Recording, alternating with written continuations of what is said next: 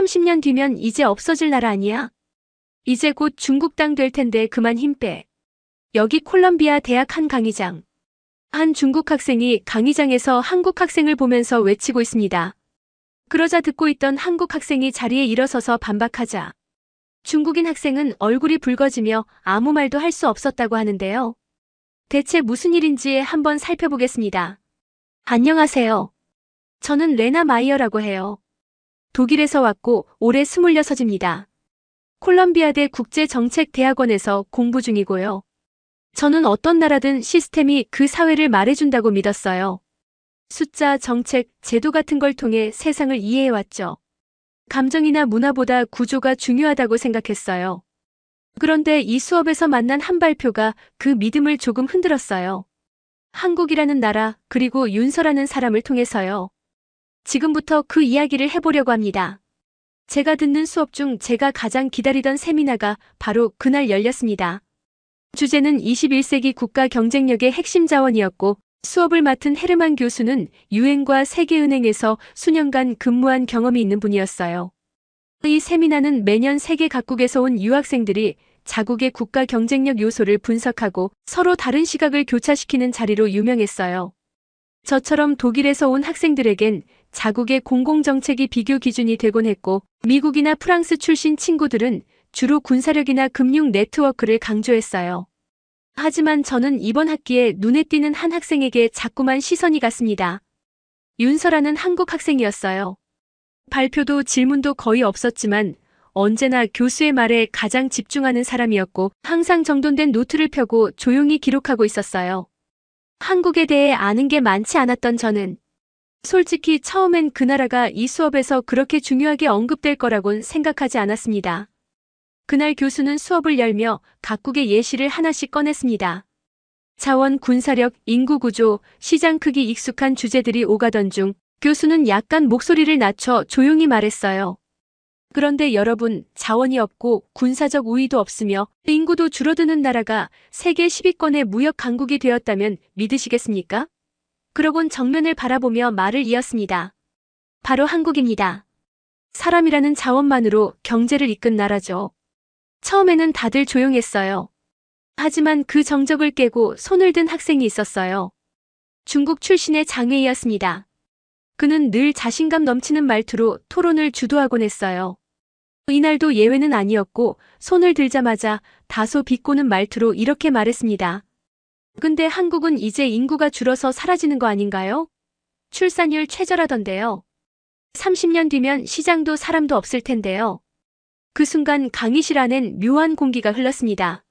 아무도 크게 웃지는 않았지만 옆자리 학생이 피식 웃는 게 들렸고 몇몇은 장웨이 쪽을 바라보며 고개를 끄덕였어요. 솔직히 저도 순간 당황했어요.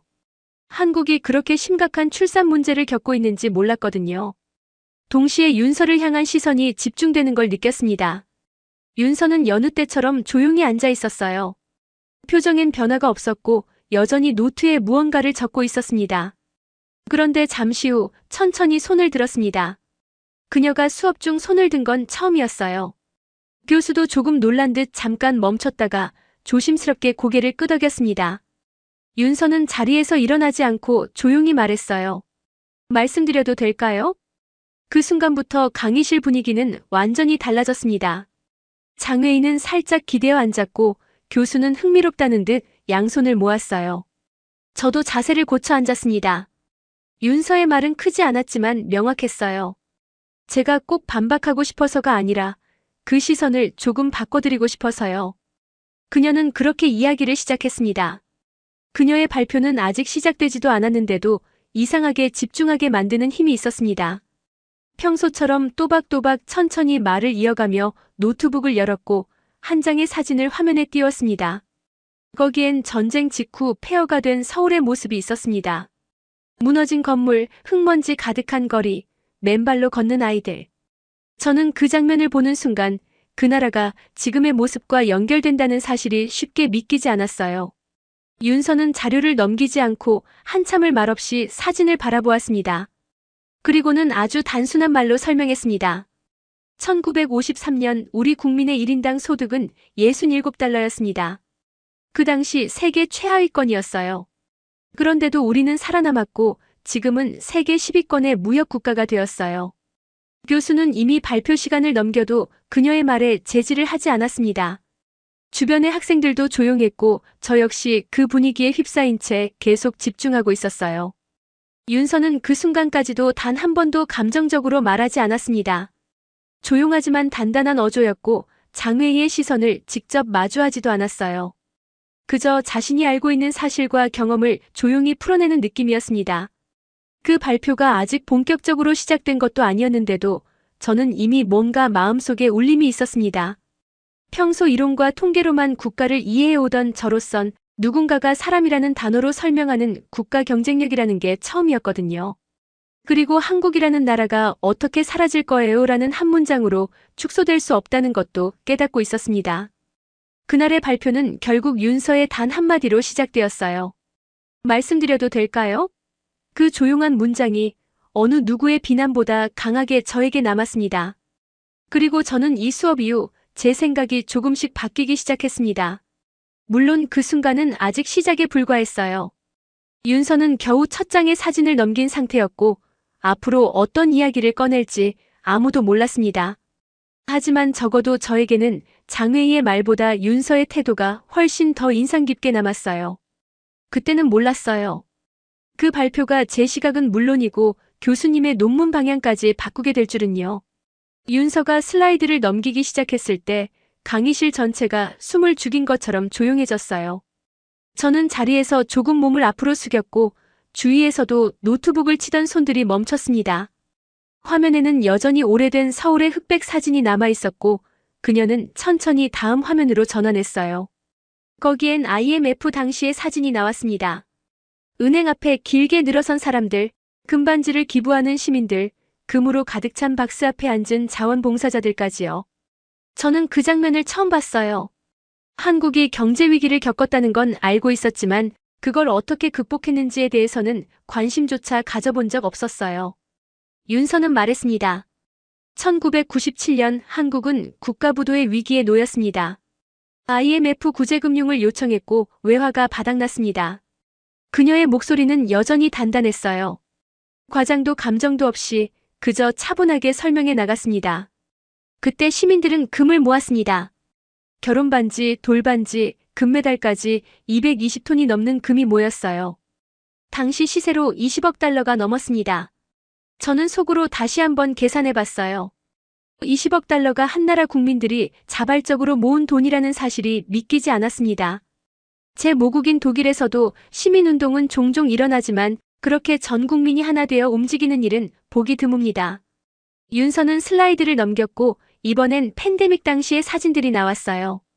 거리두기 캠페인 포스터, 자율적으로 셧다운된 식당, 마스크를 나눠주는 시민들, 그리고 무엇보다 인상 깊었던 건 정부가 나서기 전에 이미 사람들이 움직였다는 설명이었습니다. 그녀는 말했어요. 우리는 위기 속에서 배웁니다. 그리고 대응합니다. 자원이 없기에 사람을 믿는 방식으로요. 저는 그 말이 꽤 오래 마음에 남았어요. 자원이 없기 때문에 사람을 믿는다. 그 문장은 어떤 데이터보다도 강력하게 들렸습니다.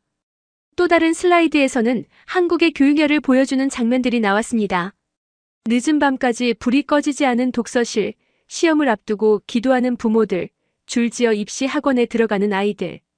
윤서는 설명했어요. 우린 자원이 없었기에 인재를 키워야 했습니다. 그것이 한국의 생존 방식이었습니다. 그 말은 어딘가 제 마음의 저항감을 불러일으켰습니다. 독일은 교육을 더 유연하게 보는 편이에요.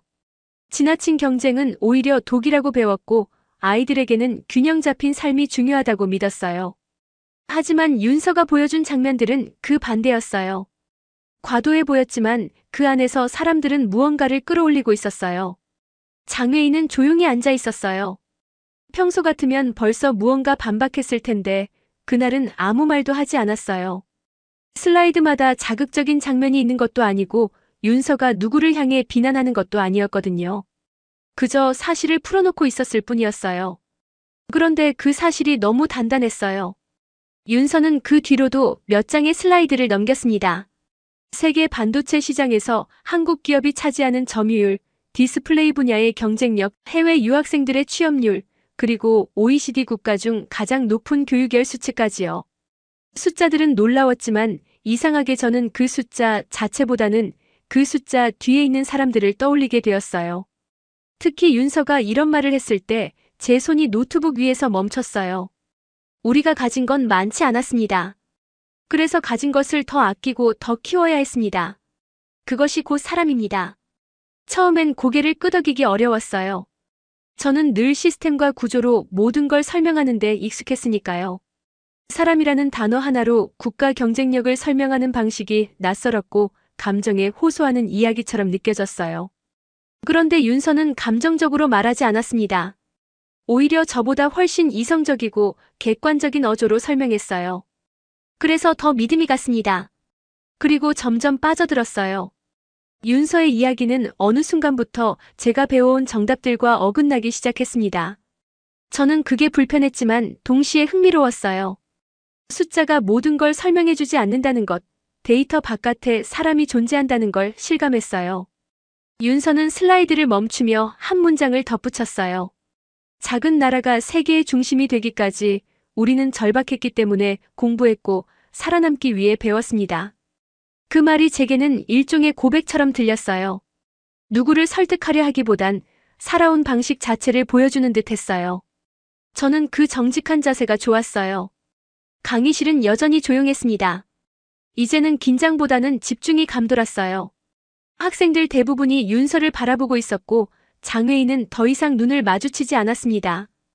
교수님은 메모를 멈춘 채 팔짱을 끼고 그녀를 바라보고 있었어요. 그리고 저 역시 조금 전까지만 해도 이건 그냥 일시적인 성공일 거야라고 생각하던 사람이었습니다. 하지만 윤서가 보여준 건 그보다 훨씬 오래된 이야기였어요. 위기마다 사람을 키워내고 그 사람들이 세운 지금의 한국이라는 나라. 저는 아직도 한국이라는 나라를 다 안다고 말할 수 없습니다. 하지만 분명한 건 윤서의 발표를 통해 그 나라에 대해 궁금해졌다는 사실이에요. 숫자만 보던 눈으로는 절대 볼 수 없었던 것들이 슬라이드 너머에 있었고 그걸 조용히 설명하는 윤서의 목소리는 지금도 제 머릿속에서 또렷하게 남아 있습니다. 윤서가 슬라이드를 넘기며 본격적으로 출산율 이야기를 꺼냈을 때 강의실의 분위기는 잠깐 흔들렸어요. 모두가 알고는 있지만 대놓고 말하기 꺼리는 주제였고 솔직히 저 역시 불편했어요. 출산율 하락은 전 세계 선진국이 공통으로 겪고 있는 문제고 한국은 그 중에서도 가장 극단적인 수치를 보여주는 나라 중 하나니까요. 장외희의 조롱 섞인 발언도 바로 이 부분을 겨냥했었죠. 그런데 윤서는 그 사실을 숨기지 않았어요. 오히려 처음부터 정확히 짚고 넘어갔습니다. 한국의 출산율은 0.7입니다. 세계 최저 수준이 맞습니다.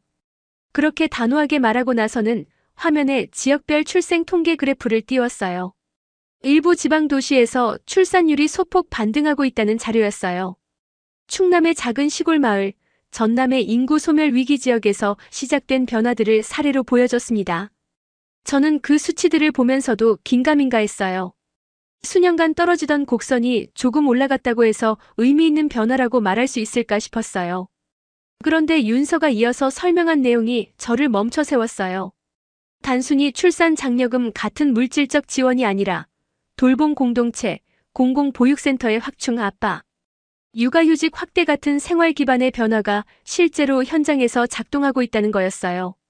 한 슬라이드에서는 직장 어린이집을 운영하는 중소기업 인터뷰 영상이 나왔고 또 다른 슬라이드에서는 부모 교육 프로그램에 참여하는 젊은 부부들의 모습이 보였어요. 그들은 아이를 낳는 게 더 이상 부담이 아니라 함께 키울 수 있는 환경 안에서 가능한 일이라고 말했어요. 저는 그 장면을 보면서 독일과 비교하게 되었어요. 독일도 출산율 문제를 해결하기 위해 많은 정책을 도입해왔고 보육 인프라도 꽤 체계적인 편이에요. 하지만 한국처럼 빠른 사회적 전환 속에서 공동 육아라는 개념이 구체적인 시스템으로 정착되는 과정은 처음 보는 일이었어요. 윤서는 말했어요. 우리는 위기를 기회로 만든 나라입니다. 출산율 위기도 예외가 아닙니다. 그 말이 단순한 슬로건처럼 들리지 않았습니다. 실제 사례, 구체적인 변화를 근거로 제시한 윤서의 설명은 제게 설득력이 있었어요. 그리고 이어지는 내용이 더욱 인상 깊었어요.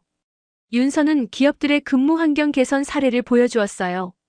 유연근무제, 재택근무, 임신 중 정시퇴근 보장 등 한국 기업들이 제도적으로 바꾸어가고 있다는 거였어요. 단지 출산 장려가 아니라 삶의 방식 자체를 다시 설계하고 있다는 표현이 인상적이었어요. 특히 인상 깊었던 건 공동체 기반의 돌봄 사례였어요. 서울 외곽의 한 아파트 단지에서 시작된 엄마 품앗이 돌봄 네트워크는 평범한 이웃들이 자율적으로 돌아가며 아이들을 돌봐주는 방식이었어요. 정부가 처음에 개입하지 않았다는 점이 놀라웠습니다. 주민들 스스로 아이 한 명이 가진 사회적 의미를 자각했고 시스템이 아닌 연대의 방식으로 출발한 거였어요. 그 장면을 보면서 저는 문득 윤서의 말을 떠올렸어요. 한국은 사람에게 투자하는 나라라는 말이 단지 교육이나 경제에만 해당되는 게 아니었어요. 한 아이의 존재를 국가의 미래로 연결하는 관점이 그 사회 전체를 조금씩 바꿔놓고 있었어요. 그때 장웨이가 몸을 약간 뒤척였어요. 뭔가 말하려다 그만두는 듯한 모습이었어요. 그날따라 그는 유난히 말이 없었고 아마도 윤서의 발표가 너무 정제되어 있어서 딱히 반박할 틈이 없었을 거예요. 윤서는 그 순간에도 한 번도 장웨이를 직접 겨냥하거나 상대를 설득하려는 태도를 보이지 않았어요. 그게 더 인상 깊었어요. 설명만 했을 뿐인데 그 어떤 논쟁보다 더 큰 울림이 있었습니다. 또 한 가지 기억에 남는 슬라이드가 있었어요.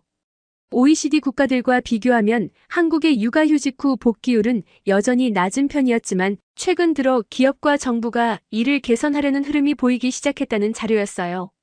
윤서는 아이를 낳고 키우는 것이 점점 여성만의 일이 아니라 사회 전체가 함께 감당해야 할 책임으로 인식되고 있다고 말했어요. 윤서는 말했습니다. 우리는 숫자보다 방향을 중요하게 여깁니다. 아직 완벽하지 않지만 틀림없이 변하고 있습니다. 저는 그 말에 고개를 끄덕였어요. 변화의 크기보다 방향이 중요하다는 시각은 그날 처음 접했지만 깊이 공감이 되었어요. 독일은 안정된 시스템 속에서 위기를 예방해온 나라예요. 그건 자랑스러운 일이지만 위기라는 단어에 익숙하지 않기 때문에 위기 속에서 스스로를 재정비하는 훈련은 부족할 수도 있어요. 반면 윤서가 보여준 한국은 위기 속에서 늘 새로운 생존법을 만들어낸 나라였어요.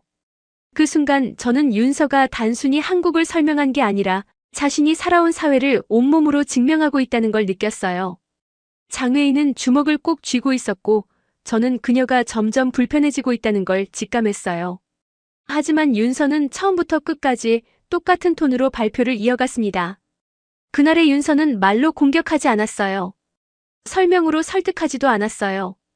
그냥 있는 그대로를 보여줬고 그 안에서 스스로 판단하게 했어요. 그런 태도는 쉽지 않아요. 특히 조롱과 비난이 있었던 자리라면 더더욱요. 그 발표가 끝났을 때 저는 제 손이 공책 위에서 멈춰있던 걸 알게 되었어요. 아무것도 적지 못했어요. 윤서의 말들은 메모가 아닌 기억으로 남을 거라는 생각이 들었기 때문이에요. 그 발표는 제게 큰 전환점이 되었어요. 그전까지만 해도 저는 한국의 출산율 문제를 단순한 수치로만 봤어요. 그런데 윤서 덕분에 그 숫자 뒤에 있는 사람들, 그들이 만들어낸 변화들, 그리고 사회의 방향성을 함께 볼 수 있었어요. 무엇보다 사라질 나라라는 말이 얼마나 성급한 단정이었는지 깨달았어요. 숫자는 줄어도 방향은 살아있고 방향이 바뀌면 결과는 달라진다는 걸 저는 그날 배웠습니다. 윤서가 마지막 슬라이드를 띄우던 순간이 아직도 생생하게 기억나요.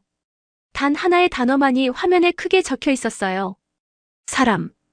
그 글자가 단순히 활자처럼 보이지 않았습니다. 오히려 지금까지의 모든 이야기를 정리하는 결론처럼 느껴졌어요. 그녀는 천천히 말했어요. 석유는 고갈되고 기술은 복제되고 시장은 언제든지 다른 곳으로 옮겨갑니다. 하지만 사람의 열정, 창의성, 그리고 끈기는 사라지지 않습니다. 그 말은 어떤 통계보다 강했고 어떤 데이터보다 진실했어요. 강의실은 이상하리만치 고요했어요. 누군가 재채기라도 했으면 민망했을 정도로 정적이 흐르고 있었는데 그 조용함은 불편함이 아니라 경청이 만들어낸 진짜 침묵이었어요. 모두가 진심으로 듣고 있었고 제 마음 역시 꽉 찬 느낌이 들었습니다. 그 순간 교수님이 자리에서 일어나 박수를 쳤어요. 조용한 박수였지만 강한 울림이 있었어요. 이내 학생들도 하나둘 박수를 시작했고 어느새 강의실 전체가 박수 소리로 가득 찼어요. 저도 자연스럽게 일어섰고 손뼉을 마주쳤습니다. 그때 제 안에서 무언가 움직이기 시작했어요. 제가 오늘까지 가지고 있었던 한국이라는 나라에 대한 모든 인식이 뒤집혔어요. 처음 이 수업을 들었을 땐 한국은 단지 빠르게 성장한 IT 강국, K-팝과 영화로 유명한 나라 정도로만 알고 있었어요. 경쟁이 심하고 학생들이 잠도 못 자며 공부한다는 말도 들었고요. 그런데 윤서의 발표를 들으며 그런 단편적인 이미지가 얼마나 표면적인지 알게 되었어요. 윤서는 한국을 자랑하지 않았어요. 그저 설명했을 뿐이에요. 조용한 말투, 단단한 태도, 그리고 변명 없이 보여준 사실들. 그 모든 게 제 마음을 흔들었어요. 발표가 끝나고 교수님은 윤서를 따로 부르셨고 저는 교실을 나가지 않고 자리에 남아 조용히 그 모습을 지켜봤어요. 교수님이 무언가를 말하셨고 윤서는 고개를 숙이며 인사했어요. 짧은 대화였지만 그 장면에서 저는 분명히 느꼈어요. 이 발표는 단순한 수업 과제를 넘어서서 어떤 흐름을 바꾸는 전환점이었어요. 저는 강의가 끝난 뒤 윤서에게 다가가 말을 걸었어요. 사실 저는 발표가 끝난 후 누군가에게 말을 거는 스타일이 아니었어요. 하지만 그날만큼은 그냥 지나칠 수 없었어요. 오늘 수업, 나중에 꼭 기억날 것 같아요. 제가 그렇게 말하자 윤서는 조용히 미소를 지었어요. 아무 말도 덧붙이지 않았지만 그 미소만으로 충분했어요. 그날 밤 저는 평소보다 훨씬 늦게까지 도서관에 남아 있었어요. 공부 때문이 아니었어요. 제 노트를 펴고 윤서가 한 말을 하나하나 되새기고 있었어요. 그리고 그 노트의 마지막 장에 이렇게 적었어요. 한국은 사람이라는 자원을 가진 나라였다. 그 문장을 쓰고 나서 노트를 덮는 순간 저는 이 발표가 제 인생에서 오래 기억에 남을 강의 중 하나가 될 거라는 확신이 들었어요. 이후 며칠 동안 저는 한국이라는 나라에 대해 스스로 자료를 찾기 시작했어요. IMF 시기의 국민운동, 반도체 산업의 성장 과정, 그리고 출산율 반등을 위한 정책 사례들까지요. 제가 몰랐던 이야기들이 너무 많았고 그 대부분이 사람을 중심으로 돌아가고 있다는 걸 확인할 수 있었어요. 그때 알았어요. 윤서가 했던 말이 단지 감성적인 표현이 아니라 실증적인 이야기였다는 걸요. 사람을 믿는다는 말은 추상적인 구호가 아니었어요. 그 믿음이 국가의 전략이고 그 전략이 실제로 성과를 내고 있다는 걸 저는 데이터와 사례를 통해 확인할 수 있었어요. 그리고 한 가지 더 깨달았어요.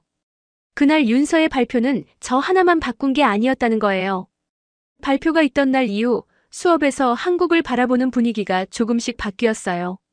토론 중 누군가 한국에 대해 언급하면 이제는 더 이상 장회의처럼 조롱하거나 깎아내리는 말은 나오지 않았어요. 오히려 질문이 많아졌어요. 관심과 탐색, 그런 쪽으로 분위기가 이동한 걸 저는 분명히 느꼈어요. 물론 한국이 모든 면에서 완벽한 나라는 아니에요. 윤서도 그렇게 말하지 않았고 저도 그렇게 생각하지 않아요.